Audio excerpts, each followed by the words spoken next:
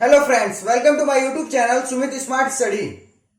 आज हम लोग विश्व के प्रमुख घास के मैदान के बारे में पढ़ने जा रहे हैं, जिसको हम ग्रासलैंड भी कहते हैं। देखिए, मेनली दो प्रकार के घास के मैदान होते हैं। एक पाए जाते हैं उष्णकटिबंधीय घास के मैदान में और दूसरा शीतोष्ण कटिबंधीय घास के मैदान में। ठीक है, अब देखिए उष्ण मतलब क्या है यहाँ पे, उष्ण। ठीक है, ये देखिए गर्मी को बताता है उष्ण। और यहाँ पे देखिए क्या है, शीत प्लस उष्ण है। ठीक है, मतलब सर्दी और गर्मी। ठीक है, सर्दी और गर्मी दोनों चीज की बात हो रही है यहाँ पे, और यहाँ पे उष्ण सिर्फ गर्मी की बात हो रही है।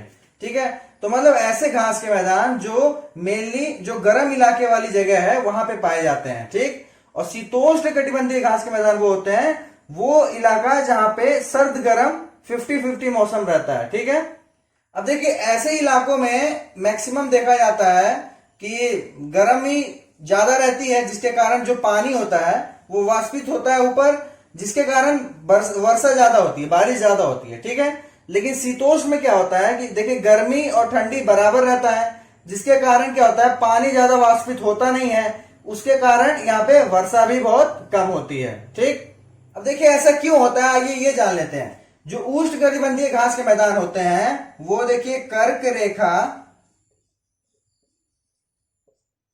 और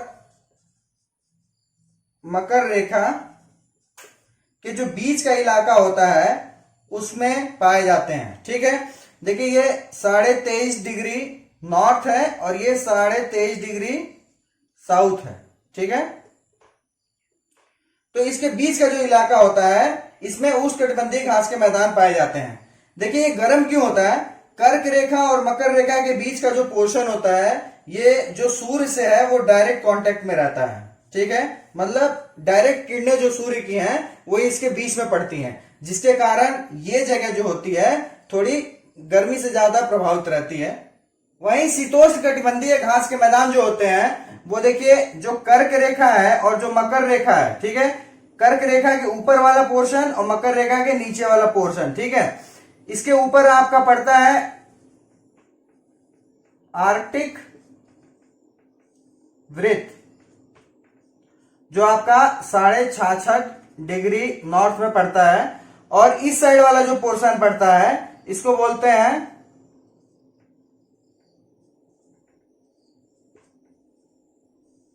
अंटार्कटिक वृत्त। ये आपका 66.5 डिग्री साउथ में पड़ेगा। ठीक है, देखिए कर्क रेखा और आर्कटिक वृत्त के बीच का जो एरिया है, ठीक, और जो मकर रेखा और आर्कटिक वृत्त के बीच का जो एरिया है ये आपका क्या पड़ेगा, शीतोष्ण कटिबंधीय है। ठीक है, अब देखिए ये क्यों सर्द और गर्म रहता है। देखिए सूर्य की किरणें यहां पे डायरेक्ट पड़ती है। ठीक है, लेकिन इस जगह पे सूर्य की किरणें तिरछी आती हैं। ठीक है, इस जगह पे तिरछी आती हैं, ये वाला जो पोर्शन है, ठीक, जो आपका शीतोष्ण है। तो तिरछी आने के कारण क्या होता है कि यहाँ पे गर्मी उतनी नहीं रहती है, तो यहाँ जो मौसम होता है वो सर्द गर्म का मौसम रहता है। तो ये कुछ छोटी मोटी चीजें हैं जो आपको थोड़ा बहुत नॉलेज रहना चाहिए। उससे क्या होगा, जैसे मान लीजिए अगर क्वेश्चन में आता है कि उष्णकटिबंधीय घास के मैदान, ऑप्शन दे दिया आपको 1 2 3 4, इन चार में से बताइए कि उष्णकटिबंधीय घास के मैदान कौन से है।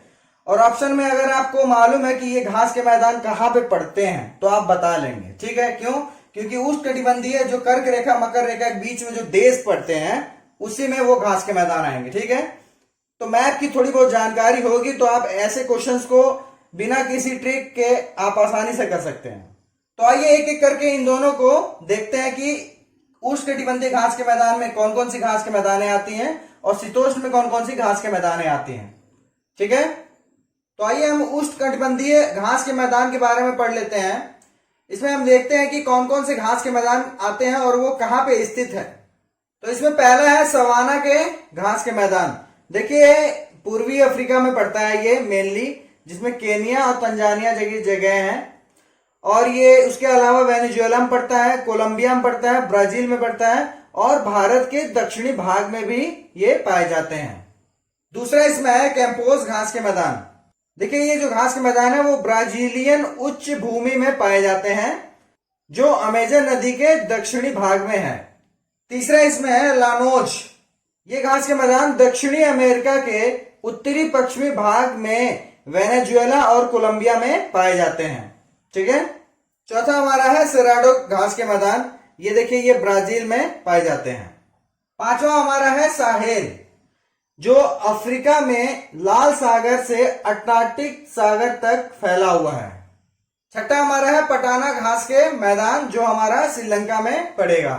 ठीक है, अब चलिए हम शीतोष्ण कटिबंधीय घास के मैदानों के बारे में देख लेते हैं। इसमें पहला है हमारा पंपास घास के मैदान, ये मेनली आपके दक्षिण अमेरिका में पड़ेगा, जिसमें अर्जेंटीना, उरुग्वे और ब्राजील की दक्षिणी भाग में पड़ता है। इसके अलावा अटलांटिक महासागर से लेकर एंडीज पर्वत तक ये फैला हुआ है।